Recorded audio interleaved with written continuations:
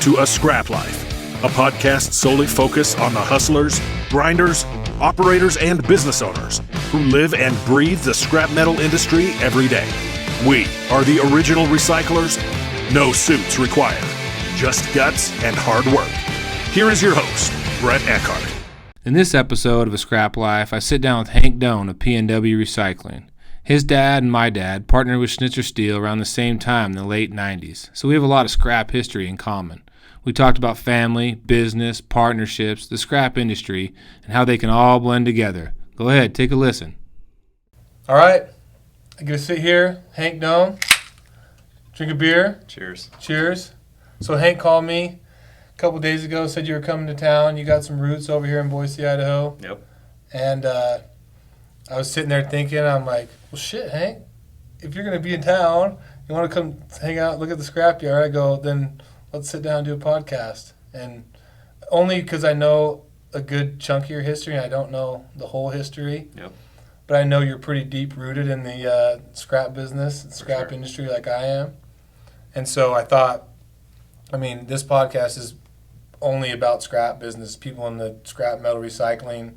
We don't do anything else. I mean, don't really discuss anything else. Just, I like the industry. This is all I know. So, I mean, to me, you know as much or more than I do about this business. So, Yep. I'm super stoked, man, to get you into town. Well, I appreciate the opportunity to be here, and I always try to get to Boise at least a couple times a year if I can swing it. But with kids and being part of the ownership of a scrap company, it seems like it gets fewer and far between. But we've got 3 kids now, and I don't think we're making any more. I was about to ask you a question. How many kids do you have, and how many more are you going to have? So I think we're done. I've tried to tell my wife, maybe we should round it off and have 4 and, get another boy. But I think we're done. She's, well, I won't say her age, but I'll be 41 this year. So Yeah. I don't want to be a 60-year-old dad. But yeah, we both went to Boise State, met at Boise State, and I lived in Haley for, from the time I was 13 to 18. Ended up at Boise State, so I lived in Idaho for 10 years. So anytime I can come over here and hang out, also see scrap, that's a good trip. Yeah. No, I mean, it's a win-win. It's a win for me. I'm glad to have you. So you grew up in Haley, at Yep. least from 13 to 18, you said. Yep. But why don't you kind of give me just a little bit of background on the roots of your family business and being in the scrap, and Sure. kind of where it all started for you Yep. and your family. Well, I'd say for my family, my grandpa started in the 60s, and he was kind of one of the first mobile crane guys. He built his own mobile crane on the top of his trucks. He'd actually been working for a aluminum caster in Portland at the time, and knew metal, and was a really mechanical guy, and had a friend that was going around picking up scrap. So he's like, I like that. I'm mechanical. I can work on trucks. And so he just started going around Oregon, all over the Northwest, really. And it really was a true family affair. So I'd say that was probably early 60s. Okay. They didn't incorporate till 77. But during that time was kind of the initial phase of growing. They bought their first facility in I think 80. So when you say they, this would be your mom and your dad, or your dad and your grandpa? This would be my grandpa and my grandma. Okay, grandma and your grandpa. Yep. Just like me. Yep. Yep. And then he had my grandma's father working in the business as well, Okay. which he ended up training my dad. My dad would drive truck, and my grandpa Virgil would be with him, and that's where my dad learned scrap from, and also from my grandpa Richard. Okay.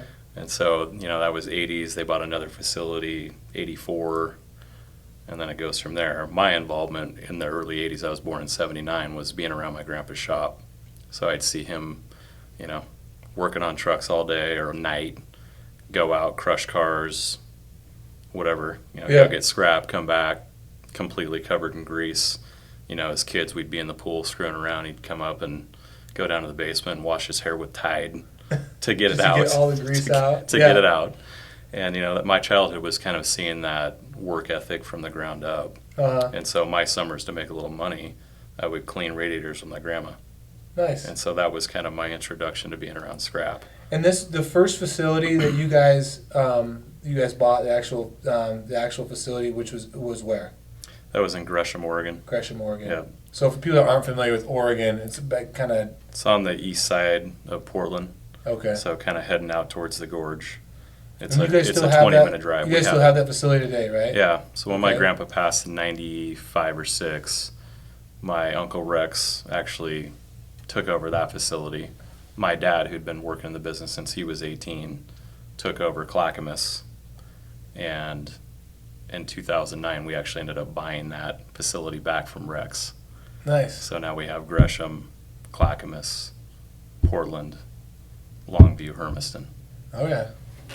So I haven't been to the Longview facility. Yep. You know, we've shipped some scrap in there, stainless to ELG, right? Yep. But I've heard it's beautiful. One of these days I'm going to get my ass out there. I'm going to look at it with my own eyes and see it in person. But the drivers love going in and out. They say it's, you know, there's a lot of space and it's clean and it's easy to get in and out of. So Yep. the yard in Hermiston, I think the last time I was there, Garrick Mickelson was still running that yard. That's right. Yeah. Who's a good guy. Yep. He's still with you guys? He's still part of our group. Yeah. Yep. Good guy. Moved to Utah, and his wife was ready to get out of Washington, so they moved to St. George, and yeah, doing well. So explain to me. So you guys have a shredder in Portland, Yep. and you guys put that shredder in what year? So I believe they kind of started going and commissioned it in 09. Okay. So, you know, Right at rough time in the scrap business. Well, but I mean, I guess if you can make it in 09, Yep. then I mean, shit, the COVID or anything else. I mean, other than that 15, 16 mark was pretty tough. Yep. But if you can make it in 09, the scrap business, I figure you can make it through about most. For sure. So that was Most. Rivergate Scrap, Yeah. which is the other. So yeah, that was group. kind of where I wanted to just kind of, because I mean I understand it at least a little bit, but I want to kind of get everybody to kind of, how does the relationship, because you guys did a pretty unique thing and we can get into it later. Yep. I got a lot of respect for you guys and a lot of, I'm kind of from afar I watch and kind of how you guys are doing things. And I just got a ton of respect for how you guys go about your business. Appreciate it. Likewise. But I'm super curious of how that relationship between you and the guys at Rivergate came about, and what synergies you guys saw that made sense. So Rivergate is actually two other families, which the Boers family, George, Bert, and Justin, have all been active and still are active in the business. And Fuad Daoud, who was at one point a pretty big wheel commercial manager at Schnitzer Steel. Oh yeah. And he came to work for George Boers, I believe, in 2000. I'll probably mess up the dates, but I want to say 2006. And so Fuad came over, brought a lot of, big company know-how to Rivergate Scrap, and with George's, grit and determination, they put in a shredder. Yeah. And so, Fuad came in there 06. Sean, who's another one of our partners, Sean's about 10 years younger than me. I like to say he's my little brother. I mean, we do a lot of stuff together, spend a lot of time together, travel internationally together. He's been working at that yard since he was 18. So he's had 12 years in the business. At that yard, so he knows that probably yard. Pretty intimately. Yep. The shredder and everything, the operations behind it. He's Smart. done it all. He's a smart kid too. Like smart. Yes. He's not even a kid anymore, but I've known him for a long time, and I got a ton of respect for Fuad and Sean as well in this business. So Fuad and my dad knew each other because when we were a joint venture with Schnitzer from 96-ish to early 2000, my dad and Fuad would travel together. So R.S. Davis at the time was one of the largest car crushing companies out in the Northwest. Fuad was the buyer, and so they'd go out and line up jobs together and even spent some time working jobs. Yeah. Just so they could spend more time together, I guess. Yeah. But that relationship grew, and when Rivergate put in their shredder, they came to us and said, will you ship us scrap? Yeah, I mean, if all things being equal, we want to support you guys, we want to see you do well. And so from 2009 to, call it 2012, we did that, and then, we started having discussions. Where do we want to take this? How do we want to work together? And that led to PNW. So what is when you talk about like a partnership, or when you're talking about combining 3 families into Yeah. into one family, right? Because I mean, I know how you guys view your business. And I mean, you call Sean your little brother, and Yep. I know how I view our company. I mean, I view all these guys that I've kind of recruited in to our business as my brothers and my family, and like we run it that way. Right. When you have 3 different families, is there tough dynamics that you have to work through, or do you try and work through those out the gate? Like, what do you guys do to make that successful? Yeah.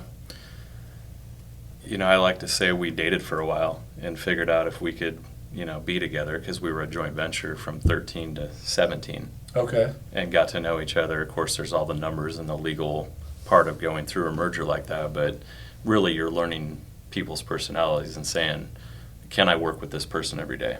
Yeah. And just really like, okay, they have their families, we had our family, the family dynamics you deal with. Yeah. I mean, there's challenges there, and then you throw people with different backgrounds and all those things. So kind of going through the fire, the daily grind, we saw the same markets you did in 15, 16, which was right after we'd started PNW. Mm-hmm. You learn a lot about yourself going through that Yeah. in your group. And I think just going through those things made us realize, okay, we've been through the fire. We're still here. We enjoy working with each other. Let's look at moving this to the next level. Yeah. So that's what we chose to do. But yeah, it's certainly personalities and people. We have Fuad. Fuad's lineage is from Syria and Lebanon. Yeah. He grew up in Lebanon. He has a different perspective on just life in general. Coming from a different country and then becoming an American citizen, and that creates a lot of dynamics. But I think it actually makes our group really strong. I think it's a good thing. Yeah. When I think about that, I think about, you get some guys from, Gresham, Oregon. You get some people that are well traveled. Some Yep. international. Some whether was Lyria or Sabir, wherever Fuad is actually from. Say it No again. one really knows. It's Lebanon. Yeah, Lebanon. So when you get people from all walks of life, guys that worked at big publicly traded companies, guys that are just ground up, bootstrap, like go hard work hustle guys out Yep. from the country, Yep. and you can find a way to put all those personalities together. You got college kids. If you can find the way to mold that into one, I think it makes you stronger, just because it gives you a ton of perspective. And as long as nobody's trying to dominate the room, Yep. per se, Yep. and everybody has respect for everybody's opinion, and you can make a good decision collectively as a group, Yep. I think that it only lends credence to your ability to weather most any storm, because Sure. you have a lot of you got a lot of smart minds in one space. Yeah, and the Boers family was from the Netherlands. Their Yeah. dad had lived through World War II, of course, and George, or actually Bert's the oldest, I believe. And if I'm wrong, he'll let me know. But He'll call you. Yeah. God damn it! I think It's I think they came over when he was 12, and his dad already was kind of a scrap guy. Yeah. They were scrapping out of their house, and so they grew up around it and got to scrapping at an early age. And Bert had Mount Hood medals, and later became part of the group that actually formed Metro Metals. Yep. Went through that a little bit, and then moved on and went to Vegas and started another scrap yard. And then George had done a lot of other things: rock quarries, rock breaking, had a feed store, and then never got scrap out of his blood, and so he moved in on the property where Bert had been and started Rivergate. Yeah, but I know Bert. So I guess the advantage to say of Bert too in that is he was part of a 3-family Yep. merger deal at one time, so he could probably kind of walk people through some of the potential pitfalls. Sure. Like, hey, how do we get this to where everybody's speaking the same language and we're all on the same page? So I could see where there's some advantage there, because the first time I ever met Bert was when he had his yard in Las Vegas. Yeah. So we went down there for, I don't know if it was an ISRI convention, or we went down there for a convention. It could have been ISRI, because they do it every other year there. And we went and toured his yard, and I don't know who we were with. I was with my dad and somebody else, and it could have been Mike Kirschman. But we went through and toured his yard, and he had that 550 Sierra, if I remember right, the mobile. Yeah, I And actually never went to the yard. I know he had a Sierra, Yeah, but I don't know I what think it was a size. 500 or 550 Sierra, and then he also had a like a Reb, like a single ram or non-Ferris baither, and he ran it all off of a generator Yeah. because it was too expensive to bring power in there. I think that yard's still operating. Is it? So he sold it, and they might have actually moved out of that location. I'm not sure, but Yeah, Bert's a good guy. he is. I Knows haven't a seen lot. him for a couple of years, but you find those guys that have been doing it for as long as he has. Yep. Your dad has. Yep. Fuad has. Those guys that are like that understand the business and they understand like sometimes it's good and sometimes it's shit. It's Now. terrible. Yeah. It's now. Yeah, it's now or your equipment's is more expensive than the value of the iron. Hmm. Where you're like, oh, like we were just talking about earlier. So There's going to be a catch-up period again, and I think, that's one thing I really appreciate about our group is with Bert, George, my dad, Justin, who's another one of the partners. He's my age. He's maybe a year older.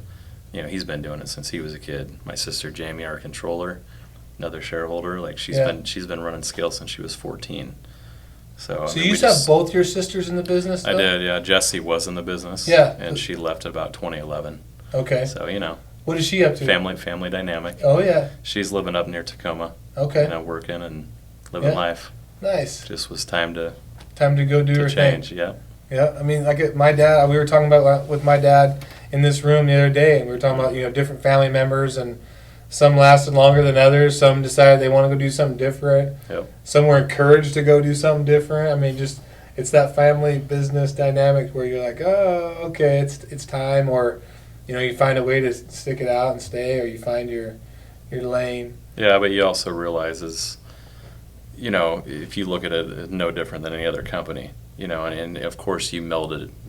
It's a family business, and those emotions from childhood and parents, I mean, it all comes into it. But if you try to keep it somewhat business of, maybe this just isn't the best fit, or, maybe we really need you here right now. I mean, your family's gone through that too of, hey, Jimmy's living over wherever, and God, he'd be great running that yard. Maybe we can get him. Yeah. And really the early R.S. Davis, and same for the Boers Rivergate, it was truly a family business. I mean, the car crushing crews were like my uncles, my grandpas, my great-grandpas. Those were the guys that went out and did the work.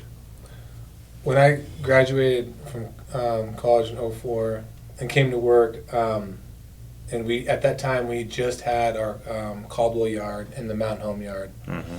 And I remember, we were part of my, first couple years was we were doing some demo. So I was helping do a bunch of demo. And then after we got done doing some demo work for Simplot, my dad said, all right, now, you go and start working on the customers, buying scrap, and which was a good fit for me. I enjoyed that part of my job, but because I went to school at Eastern Oregon, I was really familiar with that area. Right. And so I started, working that Eastern Oregon area, Eastern Oregon, La Grande-ish to, Boise. It was kind of my sweet spot because we had a guy in Mountain Home that was kind of covering Mountain Home and going east. Yeah. But just doing that part of the job was, a pretty fun job. But I always knew I wanted to grow. Like I'm like, okay, we have these 2 yards. Mm-hmm. How do we grow our business? How do we grow the pipe business? How do we grow the scrap business and trucking business? And for me, it was we got to add more facilities. Well, going from like 2004 to say 2008, the business was pretty good. The industry was good. Yep. If you couldn't make money in those years, you're never going to make money. Yep. But over here, because the value was growing so much, it was so expensive to buy anything. Like Right. if you wanted to go buy a piece of property in Boise and build a facility, I mean, it was going to cost you an arm and a leg. Yep. So, we ended up buying a yard in Gooding, Idaho, and I remember my dad, when I was talking about buying this facility in 2010, when the price of commercial real estate really came off. Yep. He's like, who's going to run it? That's always the question. Who's going to run that yard? You want to expand over there? Who's going to run it? Yep. Who are you going to send? Yep. And back when, probably when our parents were growing up, you sent a family member. That's right. Because those are the people you trusted with the cash box. Right. And, like, oh, you're going to have a couple $1,000s in the till and you're just going to have some guy run it, like, Yep. that you trust? I'm like, yeah. I'm Yeah. like, that's exactly what I'm going to do. I'm going to go find somebody that I think can run it, because I don't have any brothers. Right. I only have one sister, and she's a school teacher. I'm like, I'm gonna have to find somebody that's not in our family to run the business, but that's how you grew. Yeah. So when we talk about like family dynamics, like that's how a lot of people grew their business. Was they're like, all right, which family member can we trust to go to XYZ town and run that business? Yeah, and then taking that step, from, okay, we still have a lot of family in the business, obviously, but as a percentage of the overall business population, it's very small compared to what it used to be. Yeah. And going through the years, you guys have seen it all. Okay, you have good employees and you have employees that aren't so good, and they teach you a lot about your processes and how you need to improve. Yeah. So that if you want to open a location, okay, this is what we do. Yeah. Here's our checklist. Here's how this runs. Here's what your daily activity is. And that's just going from a small to a medium to a larger business. Yeah, like here's all the things we need to get lined out to build a facility. And it just takes time. It's a lot of experience. Every time you do something, you learn from it. You get the hard knocks. Like people say, you can go to college all you want to, but like the best way you learn is to go to work. Yeah. Doing whether it's a scrap business or trucks or whatever it is, like you just go to work by making mistakes, having other people make mistakes for you so that you can learn from their mistakes and your mistakes. Yeah, I feel the most fortunate about that is, being involved in a family business is you get those experiences, I feel, thrown at you faster. You get the opportunity to do more things at an earlier age than maybe you'd get those opportunities somewhere else, but it's just different when your family's name is behind it, and what you do every day. You do, for sure. Like you try, I think you want to do a little bit better. Yeah.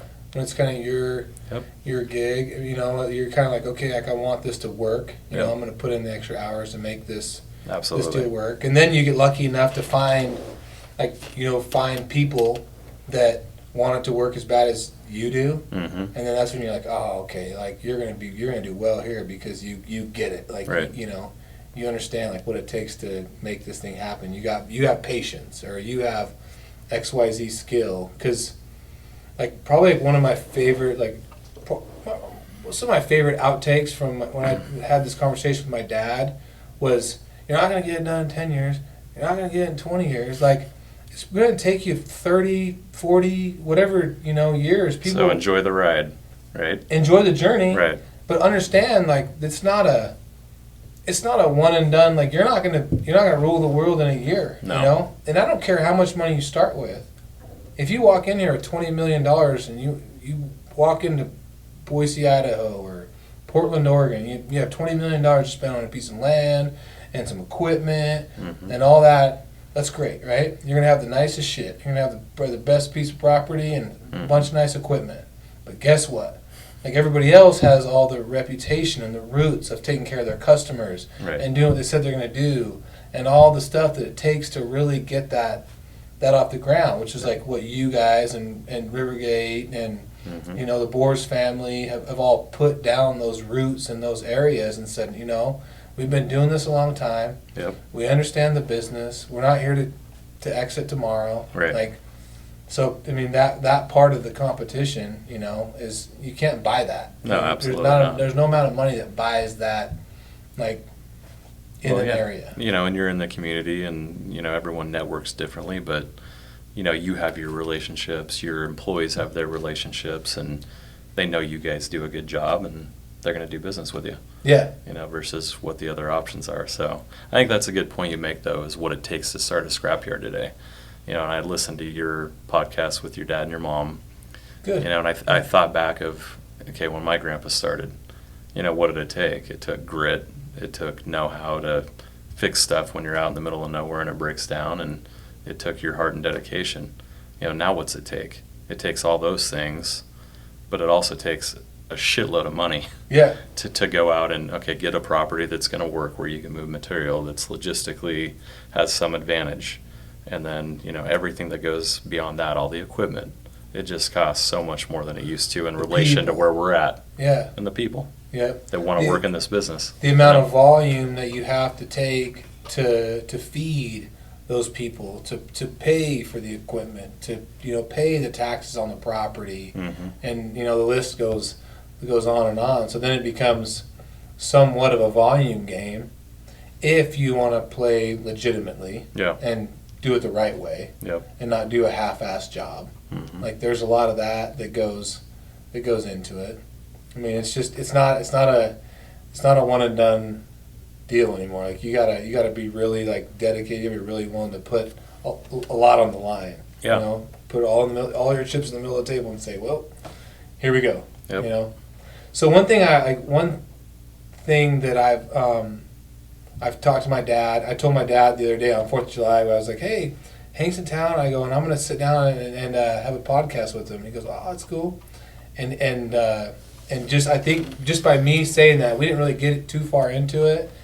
I knew I could see the wheels like spinning because there's a lot of like similarities to like his situation and your dad's situation. Yep. You know, having a partnership and then deciding there's an opportunity to, you know, be, you know, a family-owned business again. And I remember him like vividly saying, you know, your dad, he's like, he did it. Oh, Mick did it right. He's like, he got out of that deal pretty early and kind of built up his business. And I always knew that my dad had a lot of respect for your dad. Yeah. Because he saw that, you know, and he saw the opportunity to, you know, buy back, you know, because you got, right. Just to give like a little bit of backstory to that, is your dad and my dad about the same time partnered with Schnitzer. That's right. Right? Yep. Like in that 96, 97, those years. Yep, and for different timing reasons, but somewhat similar with your grandparents wanting to move on. You know, my grandpa passed away pretty young. He was 59.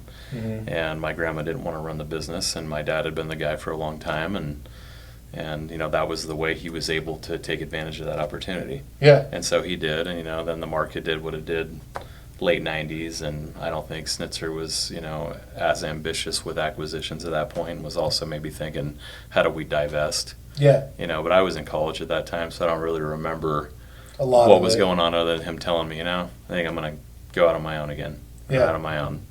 And he made the choices, and, you know, they had enough leverage to make that happen.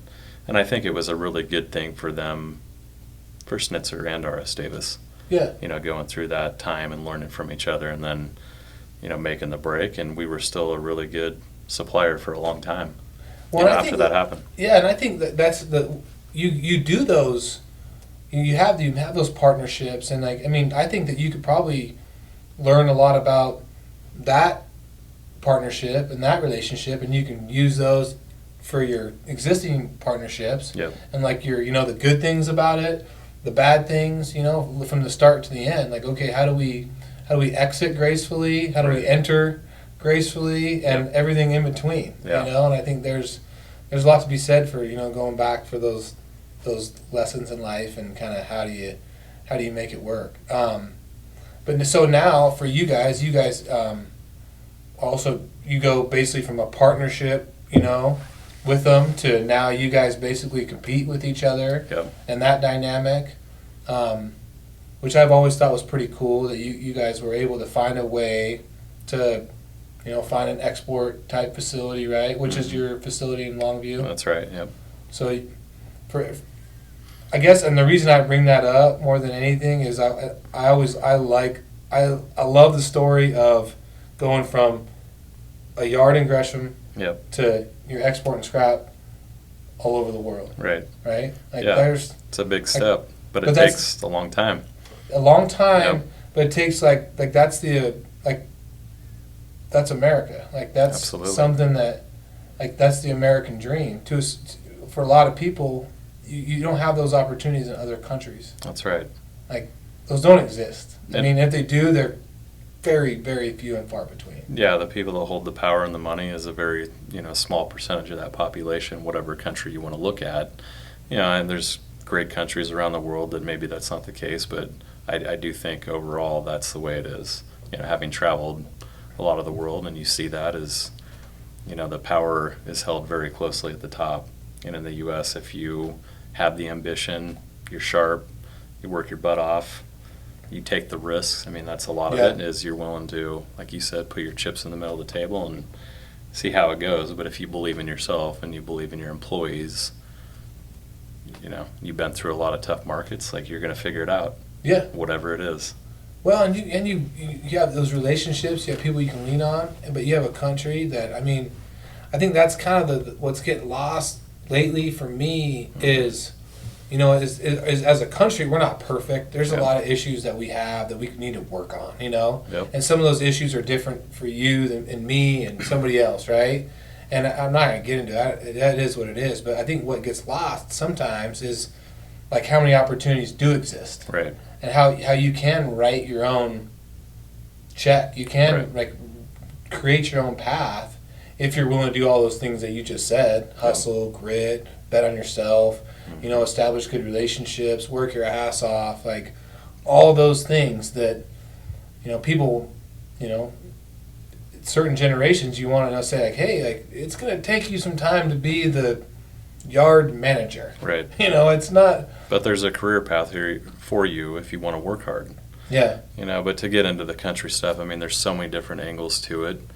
But what I try to keep in mind is the big picture of, you know, look at how this country started. Nothing in history's ever been perfect, right? And we fought a war to right the wrong how it started.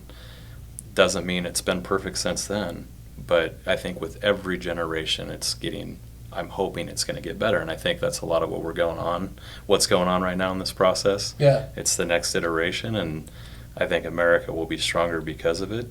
We'll go through, we'll have our differences of opinion, and hopefully we come out and looking much better and stronger. It's a tumultuous time, but that's been a lot of the time of America. I mean, any country, it's going through gyrations of what the populace wants, and, you know, a lot of people want different things, and I think that, you know, go out and vote for what you want, and hopefully the best idea wins at the end of the day. Well, I kind of liken it to, like, let's say when you enter the scrap business when your dad's running it, right? I'm drinking faster than Brett because I'm on vacation as well. But when you, like, let's say you, your dad has a certain way of doing things, right? Yeah. And you come into the business. Yeah. And this is the same way I see it, like exactly what you just said. So the next generation, they kind of have a way they kind of want to run the country. Right. So when you came into the business, and so this is before you guys ever partnered with anybody. It was just you, your dad, your sisters. My two sisters at the time. So it was straight family business. Yep. My stepmom. Stepmom. Yep. So did you run into any dynamics? Because somebody asked me this question earlier today, and they're like, "So how did your dad take the fact of you wanting to come in and do things a certain way, and like was there ever any like head bumping?" And I said, "Oh yeah." I'm like, it wasn't like it is today where it's like we're best friends. Like there were some times where we didn't talk for multiple weeks, and we worked together. Yeah. Was there similar scenarios? You know what? My parents were divorced when I was young, so I would see my dad about every other weekend. But honestly, he was working so much, and I appreciate that, as he was working his butt off to provide for the family. I didn't get to see him as much as I would have wanted. And then I moved to Idaho when I was 12. Went to college at Boise State. And I'm like, okay, I need a job. I was working for a plumbing company here in Boise, and went to work for Vermilion over in Portland. Got a job after a couple of years. I was thinking about going back, get my MBA. Yeah. He's like, I need somebody to buy scrap. It's 2007. Prices are super high, and I need someone to go out and see customers. So I did that. Long story short is, yes, when I came into the business, I looked at it as, this is awesome. I get to spend time with my dad. That's cool. And that to me has meant so much in my life that I've had that time now. Yeah. From, what was it, 2007? So 13 years ago, I was 27-ish. And going through those times and learning from him, seeing him up close in a business environment was way different than anything I'd experienced as a kid, really, because I wasn't old enough, when I left for Idaho to really understand what he was doing and my grandpa were really doing every day, besides working their ass off. Yeah. So, yeah, but I think my dad is ultimately patient, with my sisters and I. He was never a dad to say, do it this way. I try to remember that as a parent, too. It's like, people just got to figure it out. What I would say is I remember him telling me, I was the guy pushing, back when I was younger to your grandpa, and he'd get pissed and pick up a telephone book and throw it against the wall and be like, stop. Yeah. You know, and he never got to that stage with me, but, you Yeah. know, I think every generation goes through that, and I definitely push. You know, my sister pushes, Sean pushes, Justin pushes, and we're definitely pushing things forward, and we have the benefit of our elders still being involved and being like, hey guys, that's not a good idea. Yeah. Or, hey, yeah, run with it. Yeah. You know? And there's some when you probably sit in that meeting, you're like, yeah, like, that seems like a good idea. And no, let's back off that one. Yeah. Yeah, I mean, our kind of a joke is, I mean, Justin just said something the other day. It's like, you know, we're always looking at things like you are, and we'd gotten one thing done. He's like, well, it's, you know, Monday tomorrow, or, you know, Monday next week. I'm sure we'll have something new we're going to look at. It's like, yeah. Yeah, of course. You got to be. Well, when you have, and that's the other side of that coin is, you know, when you have the new generation come in, you know, it's not that they don't respect what you've accomplished up to that point. It's Right. just that they have, if they're doing it right, and this is why I don't look at the way what's going on in our country as a bad thing, because I think you hit the nail on the head, is I think that there's a lot of people that want what's best for the country. They just don't know how to do it, and they don't know, I mean, and you're going to make some bad decisions on the way. I think there's Right. maybe some bad decisions getting made. There's probably some good decisions getting made, but generally speaking, I hope in the back of my mind that everybody wants what's good Yep. for us as a country. Just like when you come into the business, you want what's good for the business, just like you do Yeah. today. Mhm. Sean does, Justin does. Like, they want what's good Yeah. for everybody, you know, going forward. You know, I enjoy if I get to write any check at the end of the, you know, every couple weeks or whatever that is, once a month, and get it right to my parents. Like, that's a good feeling to me. Yeah. That's Like, awesome. that means I'm doing my job. I mean, Yep. that means I was able to get enough my way to where I feel good and I enjoy what I'm doing, but I'm also able to let them go enjoy the fruits of their Right. labor, right? Right. And, you know, my parents aren't involved in the day-to-day business anymore. That's their choice. That's what they want to do. But there's a lot. Doesn't mean I don't, you know, call them up every once in a while, and probably once a week, or I'll text my dad and mom in the morning. I say, hey, you guys up for a cup of coffee? And they're like, yeah. So I'll just go to their house, Yep. hit the Keurig, drink a cup of coffee with them, and I'll just download everything that I've got going on, and I'm like, there it is. Yeah. And they're like, all right, good luck. Sounds like you're You know, doing 10 great. o'clock or whatever that is. Like, I'll leave, and then they're off doing their thing, you know? That's cool. So I try and keep them in the loop, just because there's sometimes I'll run into something, I'm like, what do you think about this? You've been through something like this Yeah. before. Yeah. Just so I have a sounding board, you know? And that's So- what I appreciate about, I mean, all of our elders in the company. You know, you can call them, any of them, be like, what do you think about this? You know, and that's the way it should be, but it really, So you have it means a lot. Yeah, It means three a lot. sounding boards. Yeah, I mean, you got essentially. George, Bert, Fuad, and my dad, who have Yeah, been 4, around yeah. they've just been around it so long and have seen every type of market. And I mean, same for your dad. Yeah. You know, he's been through the fire. Yeah, and when you see those, you know, for my dad, when you see that, you know, 99 market, and then you see the 09, or, you know, then you see the 15, and you know, then like when I was, you know, we were talking about this, when you see the COVID market come around, you're like, ah, fuck. This is a little new. yeah, not that there isn't challenges with it, but it's Right. more like, oh, geez. I mean, I'm sure there's a lot of similarities to it as well. So, I mean, you guys being in Oregon, Mm-hmm. weathering the storm over there is it creating you any challenges, any issues, opportunities? You know, I just think and we've talked about this before when I visited you last time, it's a much different regulatory environment in Oregon versus Idaho, and even Washington versus Idaho. You know, good things, bad things. I won't get into the details of it, but, you know, I would say the measures in Oregon and Washington early on, because it was coming in from the West Coast and the East Coast, but we're on one of those coasts. Yeah. And so the reaction early on, when we really didn't know the data, was very draconian. You know, and if it ended up being a plague that, you know, was going to kill 20% of the people, I think that's the right thing. But as the data start to come out, and I'm not trying to minimize anyone that gets extremely sick from it, because I could get it, you know, a week from now Yeah. and die from it. It's serious. But overall, I do think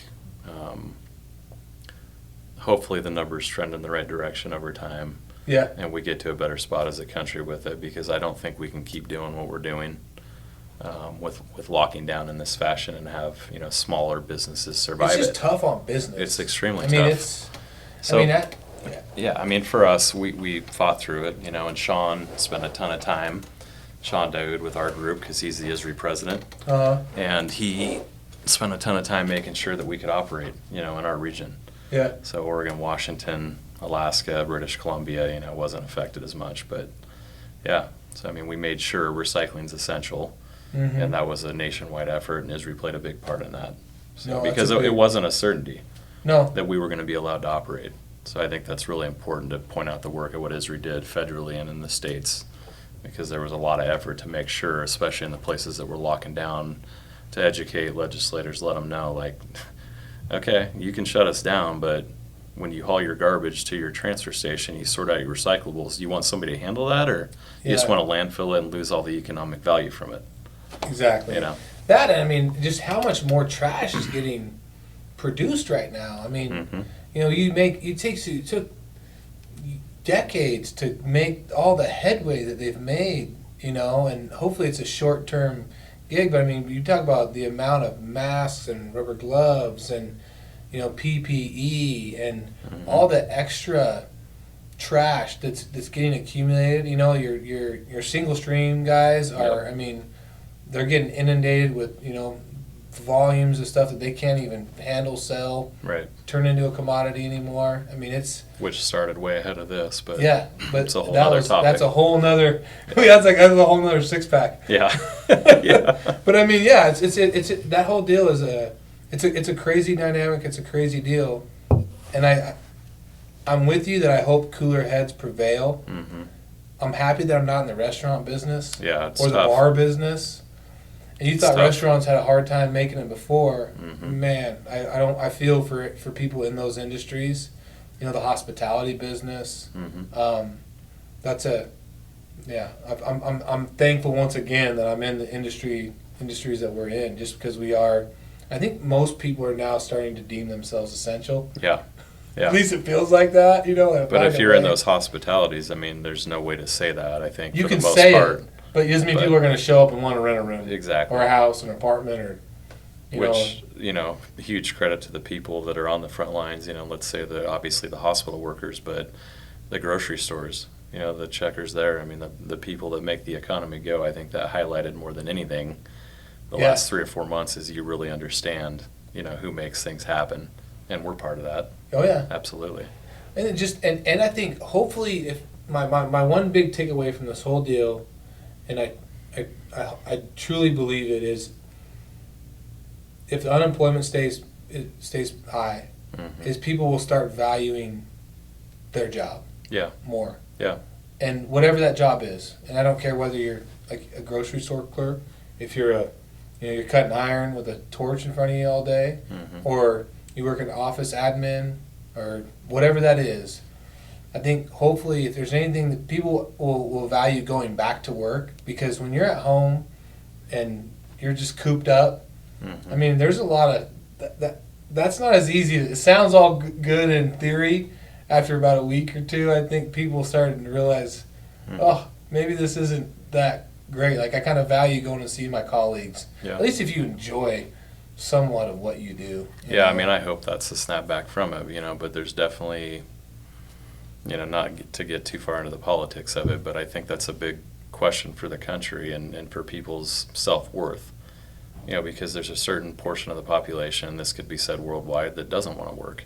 Yeah. And I think there's a lot of value and well-being in going to work every day and providing for your family.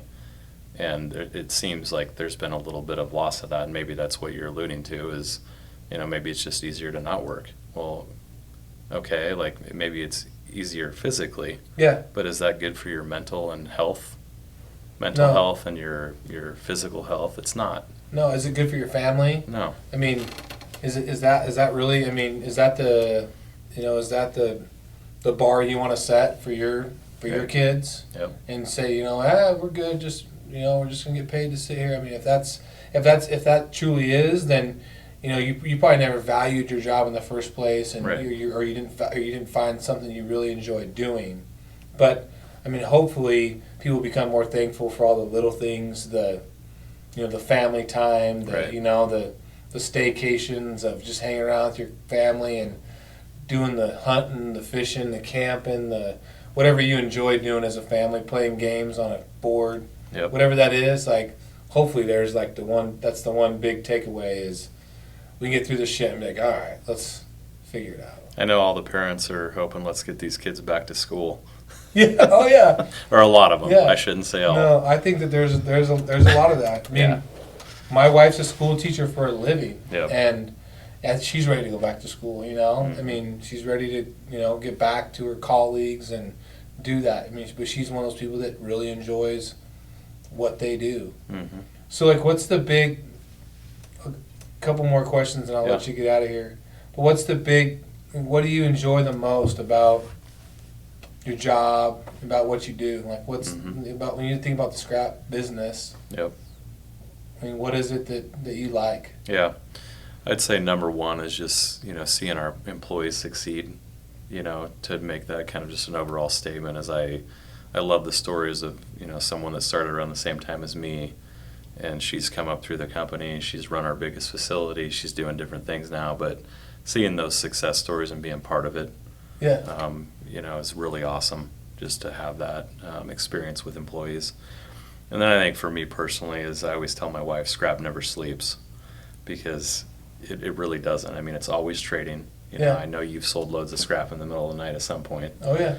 And I like the fast-paced nature of it and how, you go to bed, you wake up, it can be a really good day or, hey, yeah, market's off a little bit, we're going to do some different things. But I like that kind of international flavor to it.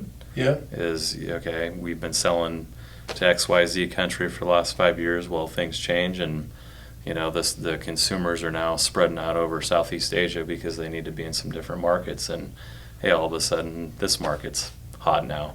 Yeah. Hey, we need to take a trip there. We need to go see those consumers and learn about them and what they're doing and see if we're a good fit. So I just like the constantly changing dynamic of the business. Yeah. It's never stagnant.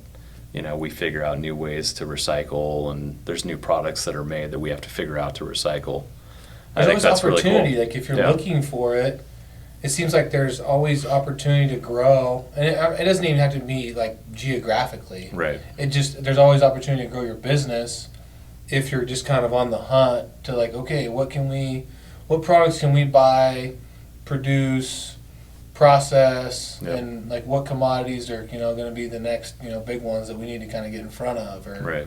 or what's coming down the line that we need to be prepared to handle so we can process the rest of the stuff effectively. I think that's what excites me about the business too, is the future, and thinking about the way AI is going to affect the business, and also, how does the world at large place value on recyclables? Yeah. And not to say mining's all bad. I mean, we need mines to produce what they're producing because that's the beginning of the chain. But at some point, how does society reward the recyclers? Yeah. And you and I talked about that on the walk, is, look what it costs to be in the business. And at some point, I do think society will figure that out. And I think it's starting, Yeah. where you're going to see additional value placed on what we do every day because people realize how valuable the resources are. And if we don't capture them, then they're gone. Unless you want to go mine landfills, which people do. There's truly like an urban, like I kind of got on a kick there for a while, but there truly is like an urban mining component to what we do. I mean, people think Yep. about mining and think about these big, huge Tonka trucks and Yep. huge excavators and, digging up dirt and running through a series of machines that are, creating these alloys where, like, basically that's the same thing that we're doing, but just with leftover crap. Yep. Like, you're running big shredders and, breaking it up. You're basically breaking it up into small pieces and sorting off the alloys and then basically refining it into something new again. Right. I mean, it's the same thing they're doing. Mm. But I really love, like, that urban mining component to what we do. Yeah. So one last thing. My wife asked me this. We were talking last night, and she said, she was watching something on, I don't know, like Facebook or one of those videos, and this gal asked this question. She said, if you're ever interviewing for a job, like this is the last question you should ask. And I was like, well, I'm not really interviewing for a job, but she said, tell me somebody in your company that was super successful and why they are successful. And I was like, well, that's a good question. Like if you want to know like how do you build, how do you come into a business with not knowing anything? Yep. Just tell me somebody and what did they do that was so good, Right. that to build that up. So I mean, when you guys look at your business and your partnership and Yep. the relationships going forward, I mean, what do you think separates you guys from the other guys? Like what makes you guys better than, your competitors or what just makes you good in general? Yeah. I'm just kind of putting you on the spot. No, but I know where I'm going. So Yeah. I would say that, like I talk about our ownership group, that's a huge component of having been through all the different markets and being able to lean on that experience. But really it comes down to our people and how we treat them. And we try to always treat them as family, even though we've grown to this size, and we're always conscious of, okay, we've gotten bigger, we need to have this policy, but how does it actually affect our people? Yeah. Because you have to grow, you have to have more protocols as you get bigger, but trying to limit the bureaucracy. And then I think about who's our bench. Who are the guys that are coming in and gals that are coming into the business, because we have a lot of females in leadership positions, and they've grown all the way up with the company as we've scaled as well. Mm-hmm. Is how do you get that bench ready? Because we do have a lot of older people in our employee group as well that have been in scrap for 30 years. And I mean, their stories are right alongside our ownership group. They've grown with the company. But those guys and gals aren't going to be there forever. And so getting the people that understand this business, want to be in it, teaching them, okay, some of the old way and some of where we're heading, and then being prepared, okay, which right now, if I think about our company and our employee group, is I can think of 4 or 5 people I could plug in tomorrow if we bought a yard and say, okay, you're running it, because I know that we've put in the work to give them the tools to run it.